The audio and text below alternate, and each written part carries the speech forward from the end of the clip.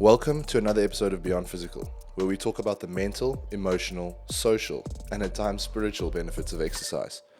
We believe that exercise is more than movement, and this podcast is our attempt at sharing that message with the world by sharing our own as well as our guests' experiences and knowledge.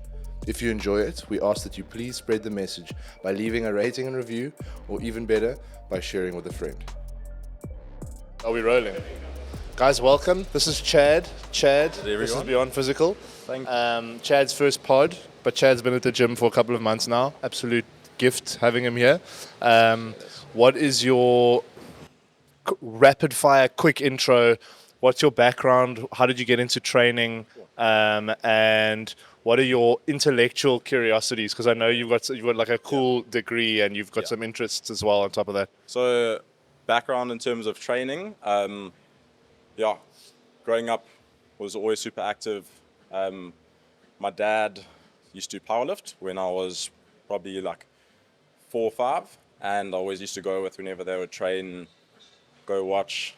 And I remember have clear memories in my head of going into this game with my dad to buy his protein powder or whatever, and every now and then he'd let me buy there was this chocolate peanut butter USN protein bar. I remember the one day there was a Men's Health magazine with Ronnie Coleman on the front, and I was like, I couldn't believe humans could look like that. And then fast forward a little bit, got into high school and was at an all boys school.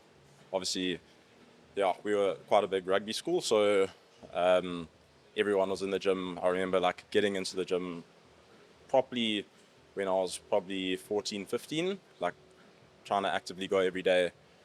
And then in beginning of grade 10, so when I was 16, I had my fourth big concussion since high school, and I had to stop doing sport or stop playing rugby. Not that I was a very good rugby player, but I had to stop that. So kind of ended up just finding myself in our recreational gym every day, and that ended up becoming my afternoon activity. And since then I've always kind of just had a interest in the body, honestly, as far as I can remember, and went into varsity wanting to study or get into prosthetics and prosthetic design, and started my degree. Turned out I was studying the complete wrong thing.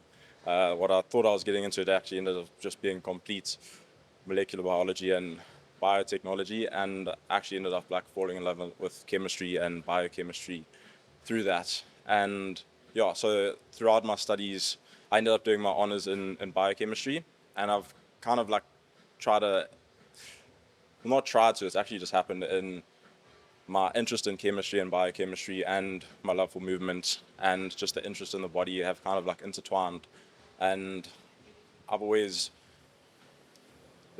I surf, I cycle, just recently started jiu-jitsu, and I think longevity is, I was listening to a podcast today, funny enough about it, but longevity is quality of life as well as a lifespan. Those are the two main factors, and I would rather be able to do the things that I love until the age of 70 and die at 70 than spend my last 20 years in a wheelchair or in a chair. Frustrated and so interested in that. Obviously, chemistry, nutrition, all of that, pharmacology, as well as movement, both are massively intertwined in longevity and trying to maintain that going forward in my life. So, I've just found myself mixing the two together and finishing my honors last year. I realized I didn't want to take it any further. I didn't want to be in the lab, and it's kind of become my little selling point on social media and stuff, that I'm mixing the practical side of fitness, which I love, with the theoretical knowledge, which I've learned. But it genuinely is that. It's not just a catchy thing it's genuinely what I'm doing, and it's super interested in both of them. I love it all, and if I can share the nuanced knowledge that I have in that aspect with some of my clients or any of the members, yes, that's the goal. I think that's super cool because there's a lot of value in the overlap of unique fields of knowledge.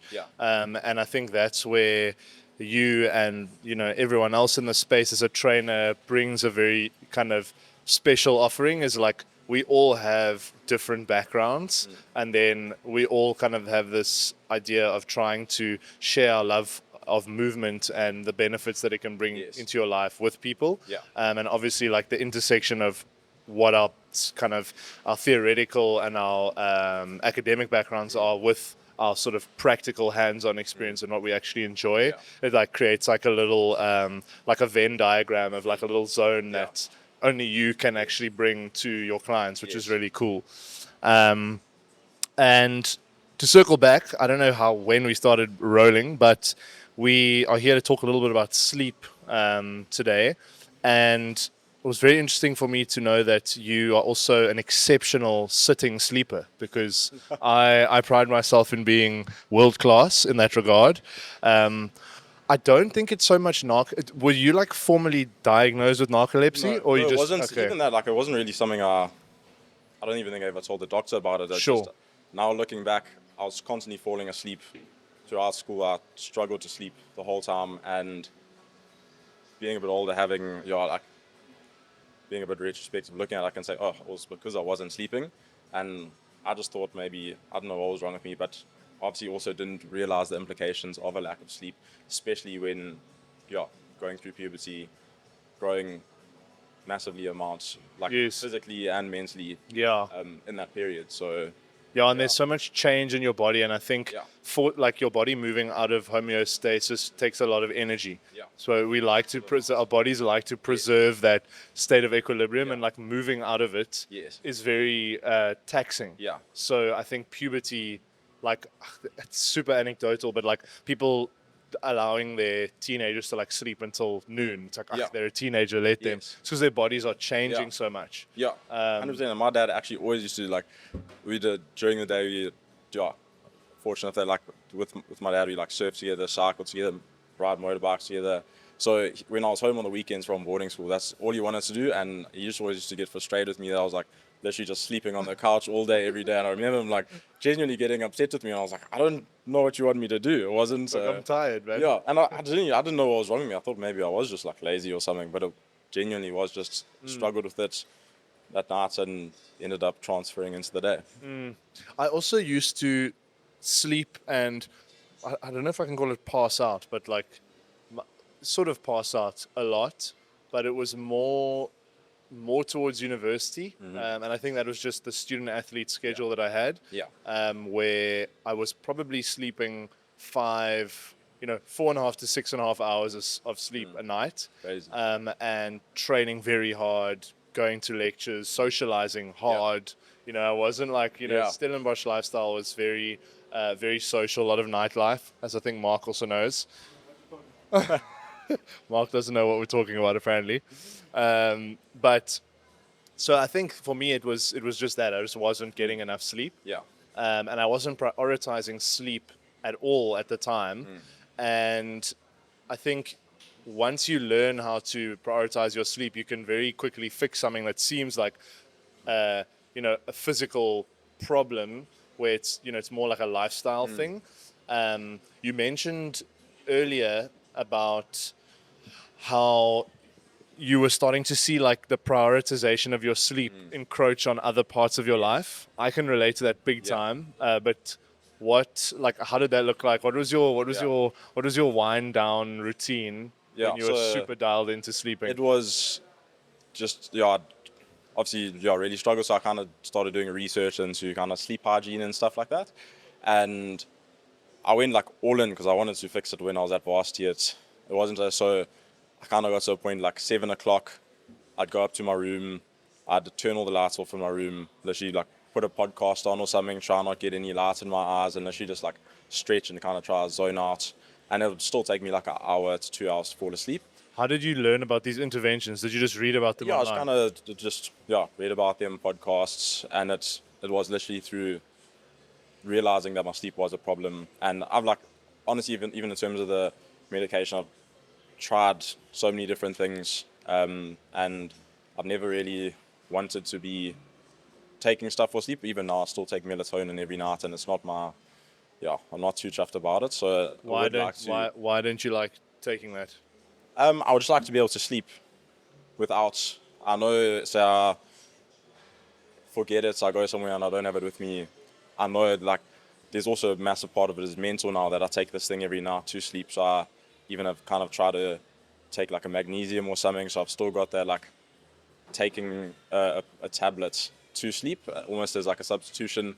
But it's even then is like an anxiety about, do I have this? Am I going here tonight? I can't sleep here tonight, so I have to go home because I don't have anything to sleep with me.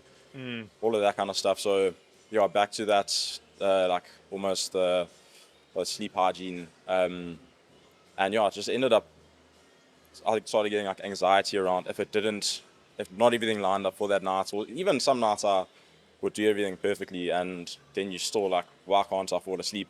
And then just yeah, it became like actually a anxiety trigger for me, and I'd end up like not sleeping because I had to be so pro-art about it. So kind of now try to go in the opposite direction and sleep when I'm tired, and I think just kind of creating that, or like getting that circadian rhythm in, where you kind of try to keep it pretty consistent within an hour of two, falling asleep around the same time at night, waking up the same time in the morning, whether you like it or not, is yeah. Okay, so your ultra dialed in sleep optimization schedule was 7 p.m. In You're my going room upstairs in your at room, your lights are night, off. yeah, lights off. You've got a podcast in. Got a podcast or a YouTube video, like Okay. just even if I wasn't watching it, just have like someone talking in my ear. I've also found I really like, yeah, I'm pretty ADHD, so all I can, like, lying in bed, all I can hear is my thoughts. Can't really turn my brain off. So even now, I still have to like listen to something to fall asleep, just so I can't hear myself think. And that's another thing I need to try work on. But yeah, I just at the moment it works for me, so just gonna carry on with that. Jeez, it can get flippin' irritating not being able to fall asleep when you want to. Yeah. And I used to battle with it a lot, and I've become so fortunate ever since actually starting the gym. I honestly have found falling asleep so much easier. And I think a big part of it is obviously just exhaustion. Yeah. Like I'm just smashed at the Yes, end of like constantly, most yeah. days. I'm like super tired, which I think there's absolutely nothing wrong with. Like I don't know if it was you that I mentioned it to, well, it was a couple of people on the team. We were on the couch here at the gym, and I was like, I just kind of said like in passing, like I absolutely love like a heavy work day and just Yeah. getting home and just being absolutely shattered, Yes. and then just as you touch the pillow, you just Yeah. pass out. Like for Yeah. me, it's like it's the most amazing thing. But I also think, to be honest, a huge switch came for me, and it sounds like there's a big mental element to your sometimes having the challenge of falling asleep, Yeah. and just like prior in years gone by, even probably when it was worse, is so a mate of mine's mom is a what do you call it, an occupational therapist by qualification, and she has subsequently gone on to become a very successful children's, well, parenting kind of author, expert, app developer person. And one night, I think I was maybe feeling anxious or something, because that definitely is something that I struggle with from time to time. And my friend said to me, do this thing that my mom said, like if you're lying in bed and you're spiraling, a big part of the narrative is like, shit, I'm lying in bed, I need to be rested for tomorrow, I'm not resting because I'm awake. Yeah. Oh my gosh, I need to fall asleep, this is so annoying, why am I not and then you're like, it keeps you up more because you Yeah. go into that like frustrated Yes. state. Is to tell yourself that lying in bed, whether you're awake or asleep, is still restful. So Yeah. you're still getting rest. Yes. And as soon as I like internalized that, I found it like to be really beneficial in terms of when I had those times. 'Cause I don't really Yeah. get it anymore. Yeah. But when it will happen, like is I typically will almost always fall asleep very quickly, like within like 30 to, I don't know, 30 seconds to like 5 minutes. I'm gone. Like I'll be asleep very quickly. Yeah. But I'll have a lot of underlying stress from the gym and stuff. And I'll wake up because my cortisol levels are elevated, Yeah. and I'll be wide awake at like 3 a.m. And I'll be like, oh, I've got to wake up in 2 hours. I've got to wake up in 3 hours. It's like really annoying. Yeah. But using that narrative of like, it's fine if I'm awake now, Yes. as long as I remain in bed and Yeah. like just chill. Yeah. I'm still resting. Yeah. It's like maybe I'm not getting the absolute best rest, No, 100%. but I am still getting a restful, like, if I go home, and I think I don't know about it in enough detail, but Huberman speaks about NSDR, non-sleep deep rest. Yes, yeah, 100%. Like I just tell myself I'm doing that. Yeah. I'm like I'm Yeah. not sleeping, but I'm just like Yeah. chilling hard. Yeah. And I find that to be quite beneficial. I think there's also a thing of like it goes from like a I have to sleep to like I get to sleep. Yes. Kind of makes it a little bit easier. Like, you know, if I can't fall asleep right now, that's okay. But I get to actually do this. Like I had a long day, get to just close my eyes and actually recover.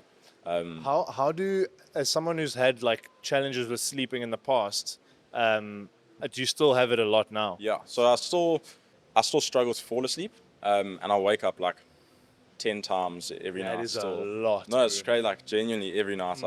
I can't remember the last time I had a night's sleep where I haven't woken up genuinely in like years. And sorry, I actually forgot what the question was. I was just checking to see if you still have the issues yeah. with your sleep, but I Yeah. wanted to. What my question was how do you approach caffeine? My limit's 3 o'clock. Okay. I found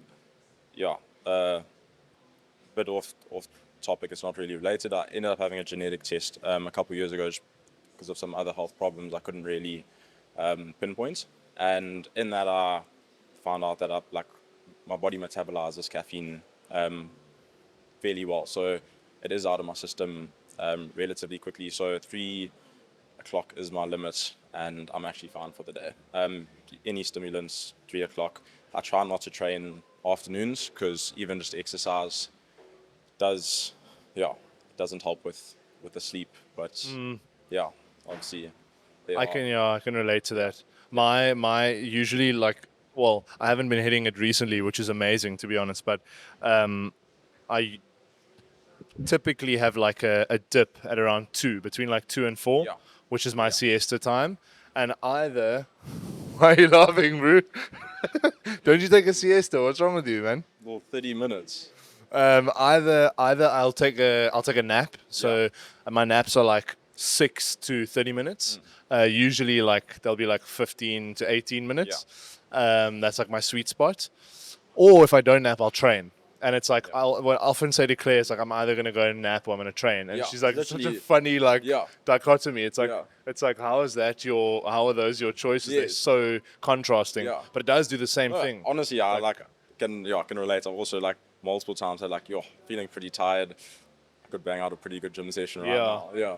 And it's like it's kind of annoying because you are a bit lethargic at the beginning. Yeah. But as you get the blood flowing, it ends Yeah. up being quite a Yeah. And it's even like part of the reason why I don't train a bit later is like when you love training or doing a sports that you do, like I get hyped afterwards. I'm like, damn, that was such a good session, or that was like the best hour. And then afterwards, all I'm thinking about is that I'm like I struggle to sleep because I was like thinking about the session. yeah. Yeah. That is very true. It also gets me like hyped. Yeah. Like yesterday after my chest and Yeah. triceps workout, I was like, that was so good. Yeah. Like, got to share this workout on the group. Yeah. That was amazing. But funnily enough, like in high school, I used to train after prep, and prep Yeah. ended at 9. Yeah. So that's, and we'd be that's up. ridiculous. Breakfast was at 7:15, Yeah. and I was a boarder, so you had to be at breakfast at that time. So it was like, if you're training at 9, in those days there was no limit on training. Where you train for like an hour and a half, Yeah. finish your session at 10:30, shower at 11. Yeah. You're only actually falling asleep at like 12. Yeah, our lights out was like 9. They were pretty strict in Yo. it. So we could go to gym in the mornings before breakfast, but We had lights out in grade 8 and 9. okay. Grade We had- 10, I don't think we yeah. had lights out. Whole way through, which looking back on it, I think is a pretty positive thing for kids. Yeah, forcing them to So sleep. helpful, bro. Yeah, looking back at it now, even naps. I was talking to someone about like nap times the other day when you're like 6. And I'm like, it's so smart. It genuinely makes Yeah. sense now looking back at it. It's nice to have the freedom of an adult, but that schedule that you had as a kid, Yeah. so dialed, bro. Yeah. So dialed. I literally think about it like often. I'm like, shit, at school, Bro. everything is just set out for you. There's no to be fair, I do kind of live like that now still. Like Yeah. I've recreated it for myself. But it's like everyone is just so active. Yeah. So like Yes. methodical with their like working and stuff. no- Even if no you're like, worries, not the it's most all- studious. yeah. You've got your little 2-hour block Yeah. that you're supposed to be sitting at your desk for at night. I want to bring it back to what we were talking about in terms of prioritizing sleep and how you found that it affected just other elements of your life. I think it's pretty clear. You guys listening can go and think about what the implications of going to your wind down at 7 p.m. Like, it's going to cut out a lot of social activity. It's going to cut out a lot of like just hanging out with people. Maybe if you want to, I mean, I think the biggest drawback will be social, and I'm only saying that because when I go deep into a prep, which I love, sleep becomes sacred. Like I'm already quite good with my sleep, but when I go into prep, it's like I'm very very strict with it, and the main thing that suffers 100% is my social life. No, 100%. And it is like part of the problem, well, it's not a problem, but when you have a couple days or like weeks of good sleep and your sleep is just like really good, you feel it in your everyday life. Like waking up and not feeling tired is like the goal for. Imagine every day just waking up and feeling fully rested and fresh. And you do feel that when you've had those couple days or when you are locked in like that. It does actually. What is your like? Do you believe that as young people, like it's? Do you think that should be something that we aspire to do, or do you think that that's something reserved for people who've like got their lives more together and like established? I think it's, again, it just comes down to a balance, because restricting yourself from that, say you're in a prep and you are like, there's stresses that come with that, and knowing your friends are out doing stuff, and that adds to quality of life and it adds to your health. If it's going to reduce your stress, it's adding to your health. And I think doing it every night isn't the best, but yeah, couple nights a week focusing on your sleep. But don't, if one of your friends invites you out to their house for a bra or something like that, don't be like, nah, sorry, I have to sleep. I don't think it's going to affect you in the long run. I do think massive like impact on productivity if you are trying to, whatever you like, if it's work, if it's, you have a sporting goal that you're aiming towards at that time. I do think it is sleeping and eating, in my opinion, are kind of more important than the actual training, because I think it's just so neglected by everyone. So if you are, so I think treat it in like periods, have blocks where you are going to say like, hey, I'm focusing on this, I've got this goal, aim at that. But I don't think there's like a rest when you're dead kind of thing. I think it's, like if you can, it's going to enhance your quality of life, it's going to increase your lifespan if you do actually focus on it throughout your life. It doesn't have to be every night, but like your hormone production, everything is linked to your sleep. It happens 90% when, that's not a real figure, but like most of it happens when you sleep. So it's going to affect your entire life. I think it should be a priority, but not your all throughout your life. Sure. And it can very easily govern your life, I think. 100%. Sleep and food. Yeah. Because those are things that, the interesting thing is, and this realization came for me, funnily enough, after I took my rugby to like a fairly high level, and not even then did I realize what the real kicker was as a serious or relatively serious athlete, in terms of like things that affect your social life, because I didn't take it seriously enough. I didn't look at my recovery. But when I was I am now like just recreational purely, which is with my running and my lifting, but I care about it a lot and I like to compete with myself. So I've made these additional kind of tweaks, like my sleep and my food. I've now seen what it is that actually causes high level athletes to kind of go ghost and like, oh shit, I haven't seen this person in a long time. It's because they obviously like dialed in and they zoned in. It's because they're investing so much time in their recovery protocols. I think it's like you can train very hard and still have like a very social, very kind of quote unquote balanced life. 100%. It's the kind of lack of balance, funnily enough, for me at least, comes, or conventional balance comes from dialing in your recovery, because that's the thing that kind of creeps into other stuff. Training's only an hour, maybe 2 hours a day.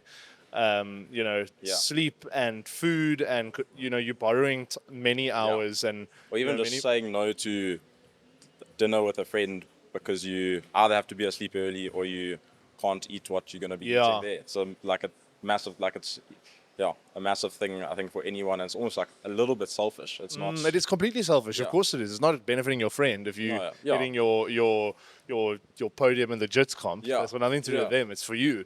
Yeah. It's like, but that's also fine. Like it's good. It teaches you how to set boundaries. Yeah. I think taking your recovery seriously is it's a really cool little like petri dish scenario to test yourself around. How do I set boundaries? You know, like Yeah. what are my goals and things that are important to me?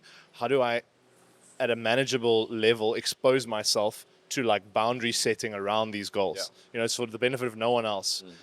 You could take it and extend it and say like, you know, if I'm achieving my goals, I'm a happier person, therefore I'm a better boyfriend or I'm a Yeah. better brother or whatever. Yeah. But like in the immediate context, it's purely for Chad. Like Yeah, it's no, not 100%. and I think that's also, I think that's a very honorable, healthy thing to do, because like I think as social creatures we're very inclined towards prioritizing like, you know, acceptance into the group a lot of the time as opposed to like what is right for me right now. Yes. And there's like a little bit of like a, sounds like super hectic, not like selling your soul, but like you're selling out a little bit on like what you want to do. Yeah. If you are working towards something and like a mate that you love but you've seen already twice this week asks Yeah. you to go like to Brash. We all love Yeah. a Brash. I love a Brash. Shout out Brash. But it's like, you know, you can't go and weigh a Brash burger. You can't Yeah. go and see No. what they. So it's hard if you're Yeah. like trying to do some sort of, let's say you're doing a jits comp and you need to drop weight so that you can compete and do your thing. You can't. Yeah. You're not staying on track if you're saying yes to those plans. Yeah, 100%. And it's like you are, in some ways, you know, if it gets extreme, you ostracize yourself, but you're kind of saying no to plans so you can like keep that like micro promise to yourself Yeah. and stay on track with that thing. Yeah. And I think you really like, yeah, it kind of just comes back to that balance, and you need to treat it like times and seasons for thing. Don't try train for a marathon every month. Don't try do a jiu-jitsu competition every month if that's going to be your whole life. But I think it also then, when you do those things, allows you to, because you know it's not all the time, to actually give you all. Say I'm doing it every month, I'm going to start being like, yo, actually, I don't have a social life, and either I'm going to start dipping my toe into that pool a little bit more and not put myself all in the training. And then it ends up being like, why are you actually doing both? So I think if you can treat it as like, for this period, I'm going to be training, not break the promise to myself.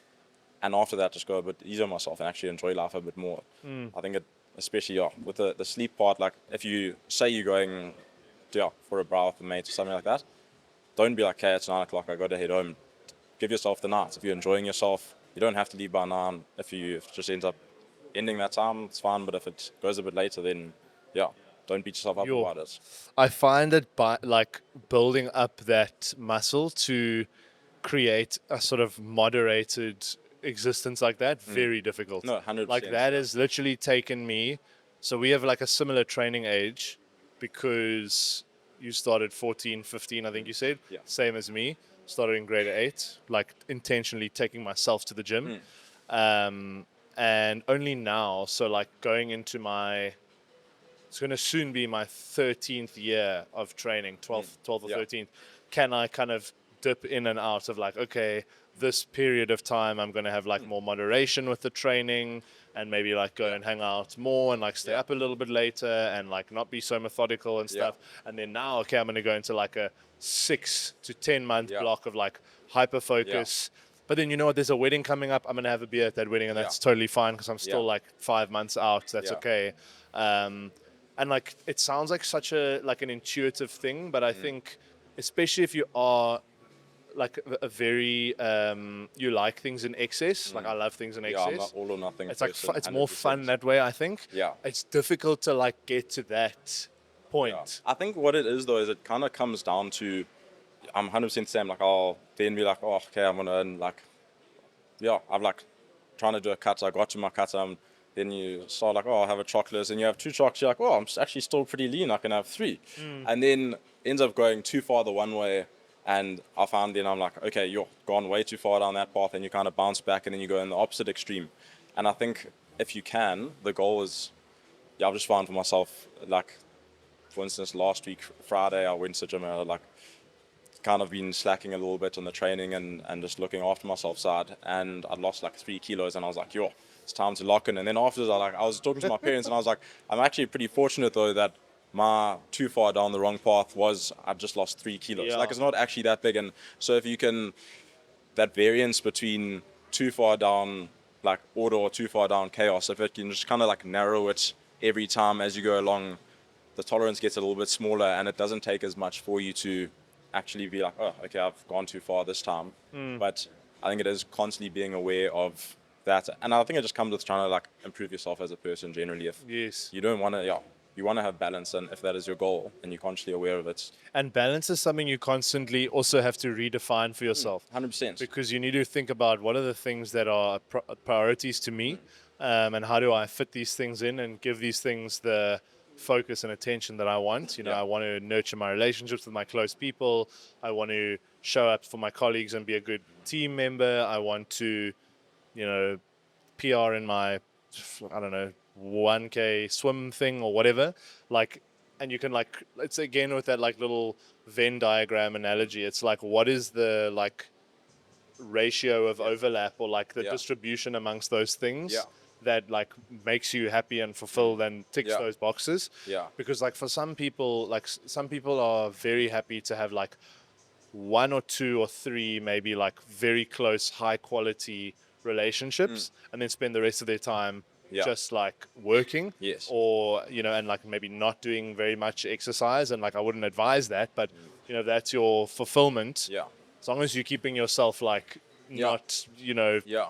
very very unhealthy, that's good for you because it like it fills you up and that's your balance. Yeah. Like maybe for you a sufficient amount of exercise is lifting once or twice a week and just like walking to and from work. Yeah. Like that's your, if that's the thing that kind of keeps you in a like fulfilled state. I think as you said, as much as it might not in the literature and in theory be optimal, it adds to your like health because Yeah. you've got your kind of subjective measure dialed into what is that Yeah. works for you. Yeah. And no I've one, no one can tell you what. No. Only you can feel what you feel, and I think it's just if you are there's a. I think you've read that Jordan Peterson's 12 Rules for Life or whatever. Read And, the first 4 rules. okay, but it was in one of those, he says there's a Venn diagram between chaos and order, and the line between those is consciousness. And it is like I was like, yo, that's pretty deep, which it was. But I think it is that just being conscious of, as long as you consciously like, so I keep you out, but as long as you're fully aware of yourself the whole time and you are trying to improve, as long as you're present in the moment and that is your goal, you are in like you're going to bounce between the two, but that tolerance is going to become smaller and smaller. And I think that is just the goal, just being conscious about what you're doing and what your goal is in that time. And speaking of consciousness, we've had a very, in many ways, exercise-focused analysis of sleep. A big thing for me that sleep helps with, and you touched on it briefly earlier, is focus at work. And I think that's hugely underrated. Yeah. And to be honest, that's a huge reason why recently not so recently, like in the last year and a half or so, it's fairly recently, I've started like really watching my alcohol intake, Yeah. specifically when, and I Yeah. know that we spoke about this maybe yesterday, around like even one beer affecting the quality of your No, sleep. 100%. And Yeah. that in turn affecting the quality of your focus the next day. Yes. And for me, something that I have tried to trial before is like having a beer like much earlier in the day, because the closer I have it, 7 in the morning. Yeah. no man, like 6:30 in the morning. Bro, come on, get real, bro. What time is an acceptable time to have your first beer? No, I think. I mean, to be honest, like if I'm truly in holiday mode, like when I was in Portugal, I think I had one at like 11 a.m., which for me I didn't Yeah. have a problem with. Yeah, it's a hot and, day, yeah. and to be honest, I'd probably rather do the 11 a.m. than an 11 p.m. No, 100%.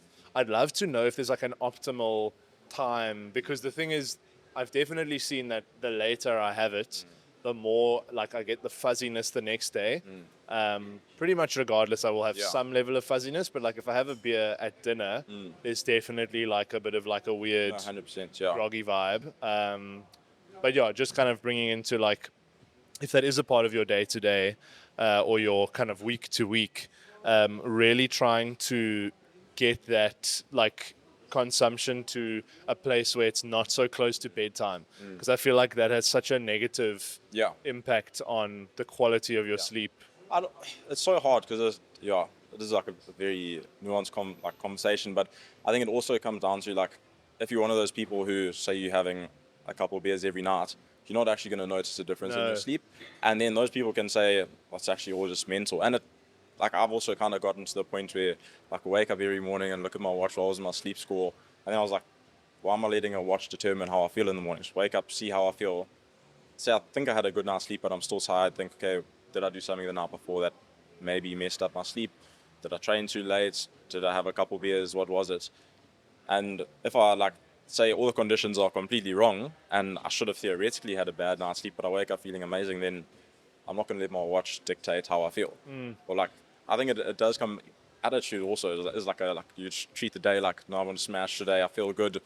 If that's your attitude, I kind of feel like it does make a difference. But Absolutely. yeah, it's such a tough conversation because there is a kind of the way you treat it mentally and then the physical aspects of it. It's two sides of the story, and yeah, You almost with that. That's a really cool point about the watch checking. You almost want to wait like an hour before you check your watch, Yeah.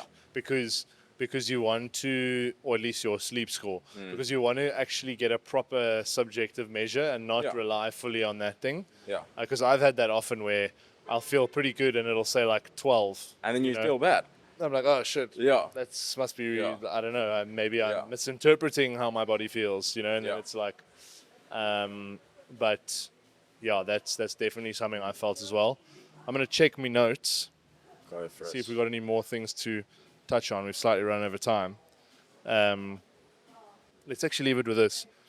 You can leave the people at home with something to think about and reflect on and maybe improve for themselves. But I'll ask you and then I'll give my answer. What do you feel is the area in which you can improve the most or kind of generate the most like sleep improvement for yourself? Like what is the thing at the moment that you feel would kind of, if improved, give you the most sleep ROI?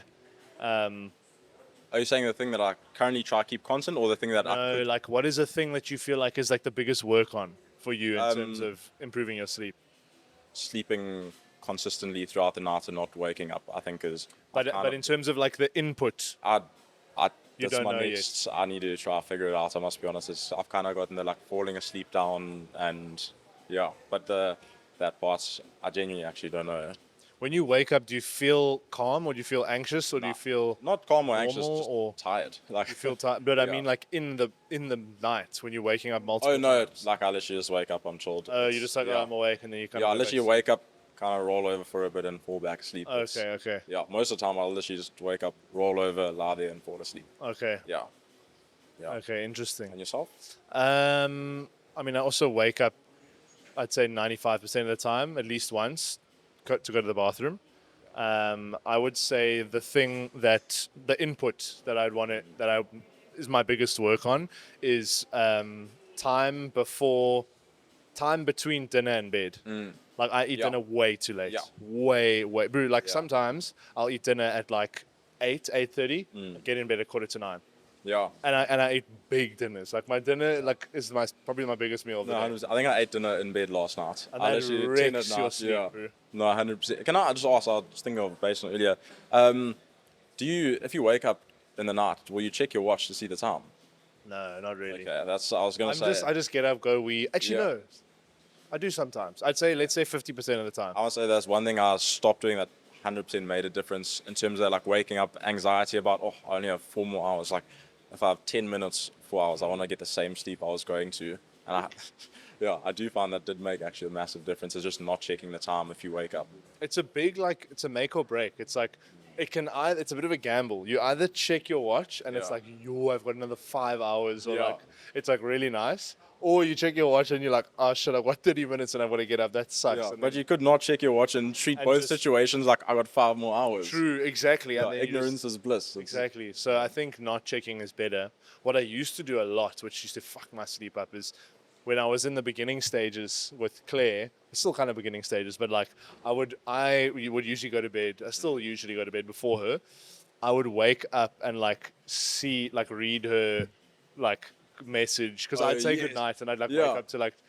And for some reason, there'd always be like a little like, because you obviously like the courting stage. Yeah. I'd have like a bit of like Yeah. emotional arousal. I'm like, oh my gosh, like check this message. I'm like, why the fuck are you doing that? Yeah. That's just waking you up. And then I'd like lie in bed and either be like, no, I felt about that, or I'd be like, oh, like that was nice, and like, it was so dumb, bro. It was, No, and 100%. it took me so long to like stop doing that. And that was my watch check. Because for me, it was like that was like an unnecessary thing that negatively impacted my sleep. Now, I don't check anything. Also, just going on screens in the middle of the night is so bad. Yeah. Really bad. Whether habits. it's like from someone that you're just starting to talk to, or it's whatever, it's just not smart. No, 100%. But shot, Chad. Yeah, thank you so for the much. chat. First one out the way. Yeah, first of many, I hope. 100%. And thanks, Mark by Mark Williams. And we'll catch you all in the next episode. Sleep well, fellas, and fellastresses. I don't know what the non-bra version of fellas is. Dames. Is that outdated? Don't cancel me, bro. What do you mean? All right, bye, y'all. I don't know what the lady version of a fella is. Thank you so much for listening to the show, guys. We love answering specific questions. So if there's anything you want to know, leave a comment or reach out to us directly at HorizonZA on Instagram or email us at movement@horizongym.com. Until next time, I'm your host, Seb Prentice, and this is Beyond Physical.